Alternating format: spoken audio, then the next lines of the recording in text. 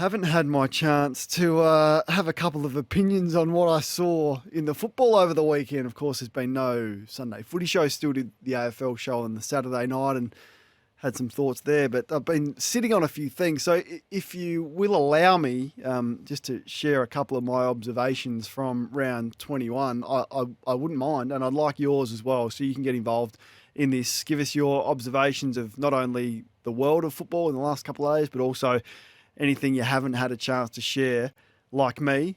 You can do that right now. But I'm telling you, this two ruck combination at Fremantle, it is bizarre that people think this is working. So if I was watching this Essendon game with Fremantle, I'm thinking, okay, Fremantle lead by 19 points at three-quarter time. This is a one-way ticket to the top four. How good's this going to be? What a story for Fremantle. And then what happens in the last quarter? You've got two ruckmen who are being paid $900,000 each for 7 years. I reckon you'd want more than one touch between them in the last quarter. And you know what? When scores are level with 50 seconds to go and you go back to the centre bounce and you think, we've invested $1.8 million in these two rucks. You reckon they could win a hit out to give us one last shot at kicking a point to win this game of footy? No. They absolutely allowed Draper to hit a ball to merit that is about a 1 in 20. I reckon that's about a 1 in 20. I know Essendon have done a couple of times this year, but that's a 1 in 20 shot. And if you're up against a 115-kilogram ruckman like Sean Darcy, it's probably a 1 in 50. And Jackson and Darcy touched the footy once in the last quarter, and Darcy allows Draper to have his absolute way with the hit out in the centre bounce. And this is a disastrous combination where they do not know who to put in the ruck at any given stage. So that was just one thing. I continually shake my head at those that want to defend this two ruck situation at Fremantle. And it's not Luke Jackson. Put Luke Jackson in there. He'll be fine. The decision to give Darcy that length of time and that money and have Luke Jackson sit at full forward when the game's on the line for a critical centre bounce and allow Sam Draper to hit it down the throat of Merritt to Durham Point, bang, top four hopes over. I couldn't believe it. Anyway, that was observation number one. You can tell I'm pretty passionate about that one. I also wanted to discuss talent versus output. And this is something that I've sort of been fascinated by for a long time. Those players, and you all know them, that don't have a lot of talent, or that's probably unkind, are not blessed with the level of talent that some other players are, but their output is significant. So I'm looking at someone like, you could come up with a million of them, but Jackson Archer, right? Not super talented, but the output that he has given with the talent that he's been given is extraordinary. Or Cal Wilkie at the Saints. Talent level, pretty good, but not super high, not off the charts. Output, incredibly high. But then there's the flip side to that. And that's Cozzy Pickett. Like, is there anyone more talented that delivers less than Cozzy Pickett? And he'll suck you in. He'll seduce you every 6 weeks and he'll kick a 3 or 4 and we go, wow, have a look at that. And I saw it. The Melbourne West Coast first half, I was there. It was as good a football as you've seen from any individual this year. But how often does that happen? And I'm watching him run around in the first quarter against the Western Bulldogs when they're under the pump on Friday night going, any chance you could touch the ball or lay a tackle, Cozzy? So I just think he's far too talented to be delivering what he's delivering right now. But you can give us your examples, 0433 90 11 16. It can work both ways. Those that aren't super talented, that deliver maximum performance, or those that are really talented, that deliver not to the level that they should.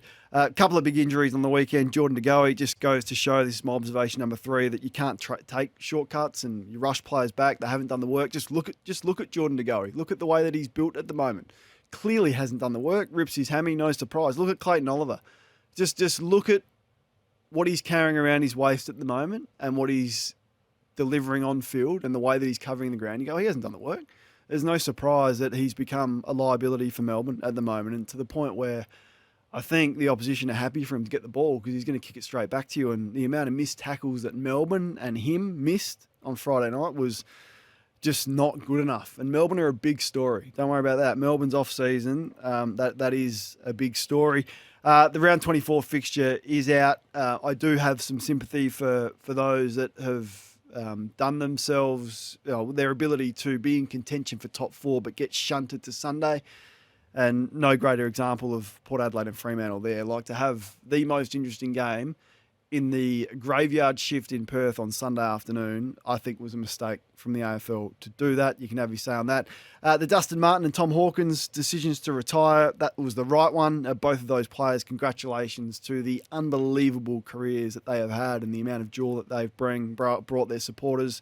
Been amazing, done it in their own unique way. Clearly automatic inclusions in the Australian Football Hall of Fame. We'll wait and see whether Dustin Martin becomes a legend, but I think they'll be definitely worthy of discussion about that. But the right call to retire and to both go out with a little bit left in the tank was the right one. Now, the AFLW players they've had a significant pay rise. I think it's 92%. I'll just triple check that. But as far as I read, the AFLPA did an incredible job with the pay increase that they've had. And I reckon Taylor Harris should probably be here as her side gears up for round one. She's not. She's at the Olympics. She's got a sore shoulder, which is even more critical that she's here rehabbing it, not taking selfies at the Olympics. A lot of people disagree with that, and I'm happy to hear you out on it. But if you want this sport to be taken seriously and your highest paid players can't turn up for training a couple of weeks out from the season starting, then I don't care what you say, we're not serious. We saw Adam Kingsley deny Jack Buckley the opportunity to go to the Olympics. And I know it's full AFL men are full time. Yeah, I get that. But they take it seriously. And what a decision it was. If Buckley doesn't play against Hawthorn on Sunday, they lose. He wasn't at the Olympics. His coach took a hard line when we're far too soft on our athletes now and said, no, he's staying here. And lucky he did. It could be the coaching move of the year for Adam Kingsley to say, no, you're not going. Look, I'm sympathetic. I understand it's important, but we need you to stay here. And Buckley was huge. The Giants were huge. They kept their top four and premiership hopes alive, perhaps just on the back of that decision. But Melbourne are going to go, no, Taylor, it's all right. You can head off to the Olympics on the eve of the season. And just finally, my final point is Charlie Curnow gets smashed, right? Every time Carlton lose or he doesn't play well, he is the poster boy for Carlton. He is unfairly treated. Charlie Curnow, from where he has been when he slipped over in the shower or hurt his knee playing basketball, whatever it was, to where he is now, where he's hardly missed a game and been, you'd have to check the numbers, but I would imagine the most consistent key forward in the last 3 years. Yeah, he doesn't kick a goal and he gets smashed, or he has a poor final series, he gets smashed. How about someone else step up at Carlton? How about we go, okay, well, Walsh, Cripps and Curnow have carried this team on their back for 3 years. Any chance someone could step up other than those two? So that was my observation number 7. I just think Charlie Curnow is a star. I would have him in my team in a heartbeat. I would love to go and support him and watch him and put bums on seats and largely produce week after week. And the minute he has a poor game, well, he is absolutely smashed, and I think that is unfair. You don't miss a thing. Oh, you are everywhere. You and Eddie Betts. Seriously don't miss a thing. Do you sleep, man? What do you do? No, I just appreciate good work. You're doing some good work. That's very, very kind. Talking of good work, your opener tonight. Well, at short notice, I've been bang. sitting on a few things, Jono. Yeah. I had a couple of days off. You have, haven't you? So even in your days off, right? I was like, let me at him. Because you've sacked Netflix at home, right? You've got more time didn't that to take watch off? other things. I've been ridiculed for that. Just a couple of things off the top. So I had 7 observations. Could have been 20, but I narrowed it down to 7. Do we treat Charlie Curnow harshly? Oh, do we treat him harshly? No, because he's created a level of performance, though. So therefore, 64, 81, 56, Jono, a couple of Coleman medals. And when he has a poor game, you cannot not have someone mention significantly Charlie Curnow on his form. We're allowed to have a bad game every now and then. Yeah, and I get what you're saying in terms of others need to start to step up in this scenario. But the reality is that he's such a high level performer that becomes the expectation not only from himself personally, you'd think, but also the fans and the club. And when he doesn't play well, there is a gaping hole there. So I get what you're saying in terms of others need to try and fill this gap for when he doesn't have that performance that is required.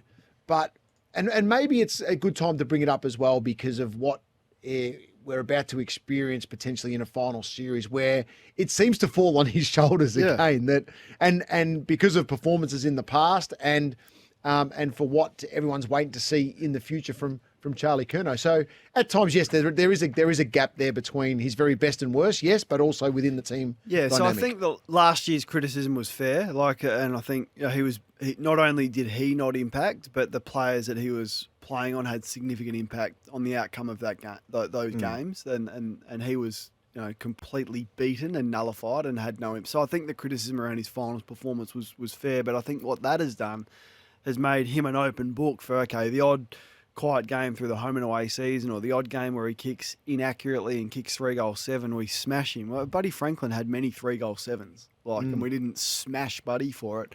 And yes, he had help around him. He had little Cyril running around him, making sure that if Buddy was quiet, he wasn't, or Roughhead was there. I'd love to see someone step up for Charlie Curnow. I think at times we can just be so prone to criticising him when he's been such a consistent player for the last 3 years.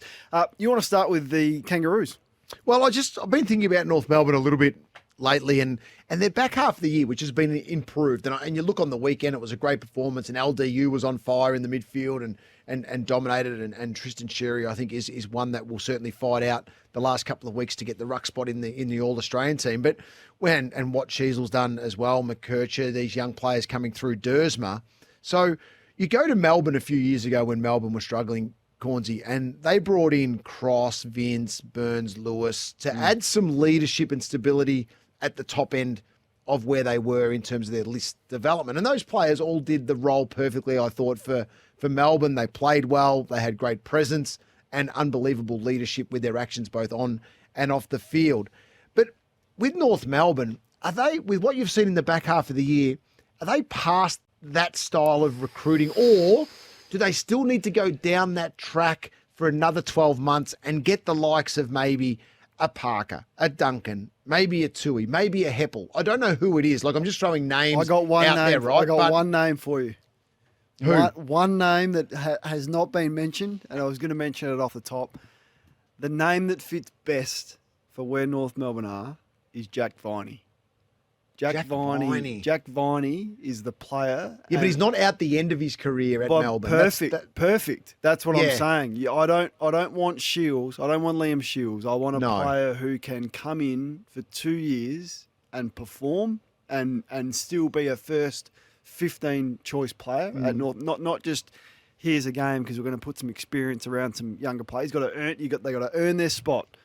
And they've got to be in the best team. They've got to play midfield minutes. And he's got to demand excellence. And that's the key there. I agree. That he brings. That's what Daniel Cross and Jordan Lewis, I think, brought to Melbourne. That's taking nothing away from Vincent Burns, right? But they're the two that I knew personally. So I'm going, well, Daniel Cross, he takes a unique work ethic that was unmatched in the competition. He takes that to Melbourne for their youngsters to go, okay, well, he's still winning the runs now as their runner. You know what I mean? Like that's what he at North Melbourne, but that's what he does. You know what I mean? So that's what I was more thinking of in terms of a. So we're on the same page. We are. Yeah. Yes. So that's what Jack Viney can. So and if Jack Viney kicks Tom Powell out of the midfield and Powell's playing VFL, perfect, right? Like that, because some will say, "Oh, you don't want Jack Viney to come in at the expense of a young player." That your point. They've moved past that. It's not about the young players now. It's about earning your spot now.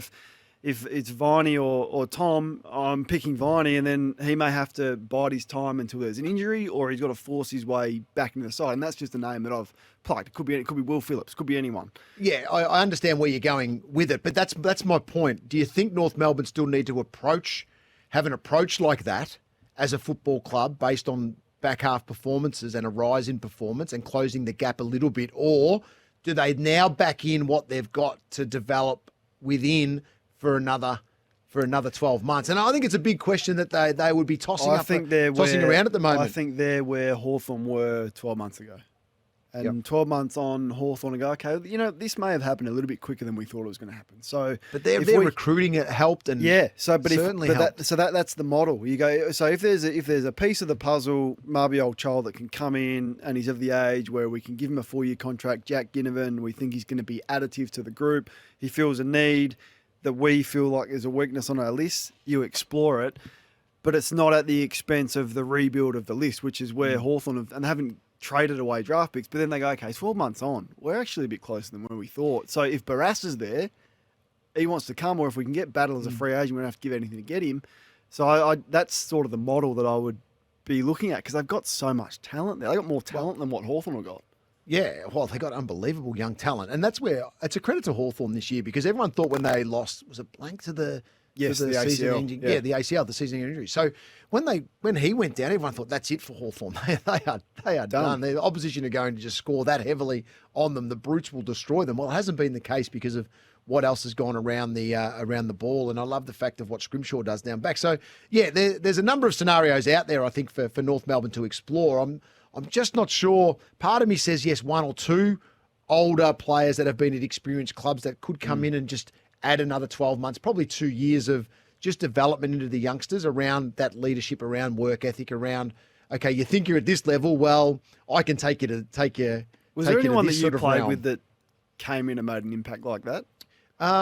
Barry Hall made a massive impact on us. And yeah, we was crying out for a key forward. But when he hit the gym, Cornsey, seriously, we were sitting there, you might be doing 135, 140 on the bench, think you're going pretty well, right? And then all of a sudden Baz jumps on the bench and does 175, 180, and you're going to yourself, seriously? And he smashed every record under the sun. But it was sort of like this guy's presence and his leadership, and yes, he had that mentality that he wanted to finish his career strongly as well, and not be known for what happened at Sydney. That we had 3 ticks that were absolutely huge for us. But honestly, as soon as he walked in the door, the presence that come with it and his experience, he was a premiership captain at the Sydney Swans. Yeah. So you bring that with you, and all of a sudden you got some clout in the change room straight away. No doubt. All right, North fans, you can have your say on that. What should the list management strategy be? Do you need to bring in that experience, or is it someone like a Viney that can come in and play a few years and is still in your best 15 players? Now you want to speak about the Melbourne Footy Club and whether we've been too hard on them, Jono. Well, I've been thinking I've been doing a little soul searching lately and go, okay, well, where are we at with our assessment at times? Because all we've heard this season, how hard it is to back up after a flag. Okay. And given where the Pies are, there's excuses every now and then that, with injuries and, they're not at the level that they were the year before. But when Melbourne won it, they spent nearly 2 years in the top 4. They won 16 games for both years. And yeah, they completely cooked one final. They were okay in the others, but because they didn't go back to back to back like a Richmond or a Hawthorn, which sometimes I think we get caught up in a little bit, then we've been pretty harsh on them as a football club post premiership. When all we do for the Pies this year, in some ways, is give them excuses that it's tough to back up after a flag. So where do we actually sit in this? Have we been too harsh on Melbourne for what they've actually achieved in terms of wins post the premiership? Because as we know, it's tough to win them. It's even tougher to back them up. And when you get to that position to be able to back it up, have we been a little bit harsh in our assessment of them over the last couple of years? Have they blown one of the great lists not to have more success? That's the other side. But do we get caught up in the Richmond, Hawthorn, Geelong eras? So have we been caught up in that? But Geelong was many years ago where they were like that. They had a big gap between winning. That long ago. 20, well, they had 2010 and then 2022, wasn't it? Yeah, so but they were right. They had a big gap as well up there. But no, I was more talking about the 07, 11. Yeah, through that period. Through that the earlier 2000s, more that's so right. than the recent additions to that. But that's right. But when you blow finals, so why aren't we smashing Collingwood then, like right now? And because off the back of winning it, then are we giving them excuses because of their list, or have they just completely dropped? Or did they win it? Collingwood's injuries has given them the excuse where we haven't been as brave to go really hard at them, because every time you do that, you go, well, I have a few injuries. I'm not too sure. We go hard at a team that won 16 games and then 16 games off a premiership, and we've smacked them. But not often because they got close. Straight sets. So you're better off not making the finals post a grand final because we don't go as hard. Yeah. On them. Because all of a sudden there's, because they're not in the hunt. I think when you're in the hunt post a grand final, we go harder because you've let an opportunity slip for a list that you've got. Well, that's the So culture it's that a we really have, difficult, isn't it? yeah, it's a really Completely difficult one. different to anything overseas where, winning seasons are celebrated, or winning coaches who have a positive win-loss record above 50% are like the greatest. Yes. And then they will have many opportunities. Say if they got sacked at one club and they had a winning record, they'd be hired by the next club within a month. But we just don't have that same culture here. But I mean, when you are in a top 4 position and you squander those finals opportunities with a great experience list that you've gone all in to accumulate, then I think the criticism this year has been fair. So and was your expectation? The other point for Melbourne is, and this is where I think the pressure for Simon Goodwin will come, is can you play a different way? All I hear from Simon Goodwin is contest and defence. Good on you. When that works, it's good. But when you start getting exposed in those two areas, like Fremantle have done to them this year, or like the Western Bulldogs, that game was done in 3 minutes. You could tell, over 3 minutes, no answers. So how can he adapt his game style, Simon Goodwin, with the tools that you've got? And there's been some injuries this year, so he'll get another run at it next year, but he won't get many more runs at coming up with a different game style that is not boring, that is not just centred around those words, contest and defence, that needs to score, that can put sides away in a 10, 15-minute burst like other teams can. So I think that's also where the criticism around the coach, and there's been a few list management decisions as well that haven't helped, is fair. Defense. So do you think then quickly that was your expectation that Collingwood could go back to back? I think that's where it falls in line too, because Melbourne, our expectation was with their list, yes, they could go back to back. But did you expect that with Collingwood? Did they just get it right last year where everything went well for them? Craig McRae had them ticking beautifully. His messages were just taken on board so well, and climb the stairs and all these things that they went with was just the perfect storm for Collingwood to win it, and with an expectation of probably not this year. Yeah, I had them around the mark, top 4. Yep. I'm always hesitant to, I think I did the previous year, suggest that Geelong could go back-to-back with the additions that they'd made to their list to improve it and the youngsters they brought in, but rarely would I tip a team to go back-to-back just because how hard it is. But I thought they'd be around the mark, Collingwood. Now, you want to turn your attention from North Melbourne's list management to Richmond's list management, John. I'm just laughing at a message where what happened? One's come through, obviously saying that I'm not in a position to talk about premierships because I haven't won one. So, gotta love it. Don't you? Absolutely love it. Don't talk about premierships when you've won one. Yes. Oh no, you haven't won one. Yeah. So anyway, that's okay. We move on from that. We read out the positive and the well, we do. They come through as they come along. So Richmond is a really interesting one now because with Dusty going, what would that do to the mentality, you think, of some of his teammates, or other clubs now all of a sudden going, okay, Dusty's gone. Do we go and approach some others that haven't been spoken to yet, like a potential Vlosten, for example, who I think throughout most of this year I've had in my All-Australian side in the back pocket, So and I've loved his year. You think the retirement of Dustin Martin has signalled that we're fully rebuilding now? Are they? But are they open now? Are they an open club where clubs will go, whoa, hang on? This may be an opportunity. How would you think if you were an opposition club and you were looking at Richmond's list closely? Vulnerable. And now, yes. So I would be thinking the same thing. Now, it mightn't be the case. We get that. These players make the decision to stay and fight this out, part of the rebuild. They will lose a couple, of course, along the way. But how vulnerable is the list now with the main chess piece obviously announcing his retirement during the week? Well, I think that is in the hands of what Richmond want to do, because a lot of these pieces that you speak about, take Baker out of it, are contracted. So Richmond can play as hard as they like here, and I'd suggest they play it pretty hard. Now, does that mean maybe it's a positive for Richmond? It is. They can decide. It's those books. My old man used to read me these books when I was a kid, and you could decide your ending. So you'd come to the end of the page and you could either go, he goes on the train or he goes in the car. You decide. This is where Richmond are at, Jono. They're at one of those choose your own adventure books. Do we want to go that way or do we want to go that way? And how hard do we want to go? And that is fully in their court, and they can do that. Now, I would suggest it's a mixture of both. Unless you got something extraordinary for Bolton, I'd be saying, you know what? Shea, you're our most talented player. You've got 4 years left. Unless it's, and I'll be telling him now, unless it's 2 first-round draft picks that are high up in the top 10, one of them, you're staying. Yep. But if it's someone else like a Vlosten who's played a lot of footy and maybe doesn't have a heap left and you're going to get something big for him that a club's desperate to overpay, then I would look at it. Jack Graham, see you later. Like, what can we get for Jack Graham? He does his hammy every third week. So no issue there. So I think it's largely in their hands, but it's got to be some level of aggressive rebuild, whichever way they look at it. Yeah, definitely. Can the Swans turn it around?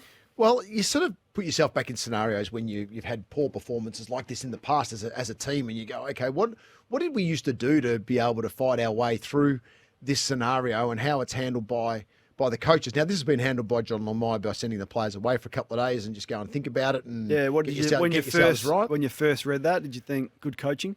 Oh, as a player, I think that's a sigh of relief where you go, okay, we've got 2 days to get away and just take a breath on this and have a good think about it. I think you just don't send them away without a thought process, though. I think that's part of what John Longmire would have done, and we've certainly experienced that along the way. But you go now, okay, who sets the turnaround for this week? And it's purely this week only, and then you go to the weeks beyond. But for this week, it's all about, once again, you just got to fall back to the leaders and potentially a couple of superstars, because the leaders are the ones that will be working closely with John Longmire. There's every chance the leaders may have already met with John while they have been away over these 2 days that the rest of the playing group don't actually know about. And they're the sort of things that we used to do as a club, because once you step back inside the club from a break after a disaster of a performance, then the tone needs to be set from, I think, the strong leaders within the groups, obviously on the training track, in the gym, in recovery. Everyone's just got that really sort of strength of mind that this week is our chance to turn around with more, and it's all effort based, of course, and a little bit of it is manufactured as well, trying to get things back on track. So I think Callum Mills plays a big role in all of this, because what he's missed at the start of the year, he's now back in the side. He hasn't set the world on fire yet, and I think it's a big game and a big opportunity for him as their leader to really set a tone this week, but also back it up with his own performance for the Sydney Swans. And then you go obviously to Lloyd in there. I think McCartan's the leader down back, and then obviously their stars in Heaney, Warner, Goulden and Blakey probably flow into that, with Ollie Florent, I think, another influential voice within that group. So there's 5 or 6 players that set the tone for this week.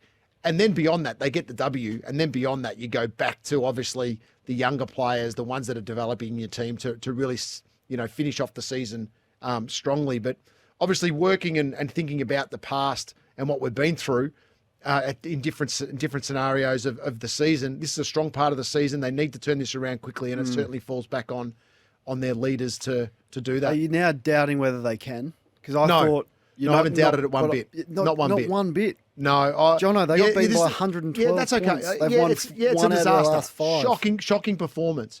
But I am so confident this week in the Sydney Swans and what they will do from a work ethic point of view, that this will potentially blow Collingwood off the park in terms of their work ethic this week.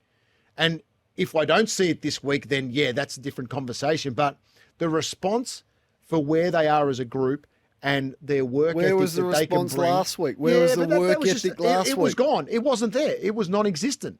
And that's my point here, Cornsey, is the fact that, it wasn't there. And they've been hit between the eyes for that. And we know when we're players and you get hit between the eyes by your club, you got 2 options. And you've really got one option: respond. And I can see the Sydney Swans responding here, because their culture's strong and their leaders are guns. So I can't see any other option here but the Sydney Swans responding off the back of that performance. And everyone can say it's been 2 weeks. Well, it's 2 weeks in the making. Yeah, the Bulldogs game was disappointing, and then they were a disaster last week. He sent them away, and you wait for the response. And if they don't come, then we can really go hard on the Sydney Swans and where they're at leading into a final series. Jono's come with the gun loaded today.